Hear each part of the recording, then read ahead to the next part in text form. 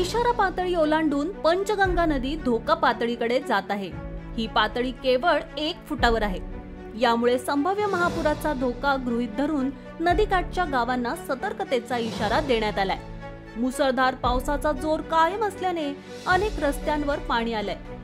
जिल्ह्यातील 79 बंधारे पाण्याखाली गेले असून 35 रस्ते बंद झाले आहेत।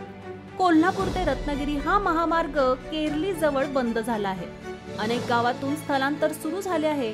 6 दिवसांनंतरही जिल्ह्यात पावसाचा जोर कायम आहे। धरण क्षेत्रात अतिवृष्टी होत आहे। राधानगरी धरण सायंकाळी 91% भरलंय। 2 दिवसात कोणत्याही क्षणी हे धरण भरण्याची चिन्ह आहेत। पंचगंगा नदीने इशारा पातळी सोमवारी ओलांडली।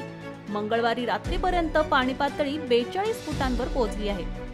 यामुळे धोका पातळीकडे जाण्यासाठी केवळ 1 फूट शिल्लक आहे। बुधवारी ही नदी धोका पातळी ओलांडण्याची चिन्ह आहेत। यामुळे अनेक गावात पाणी शिरलंय।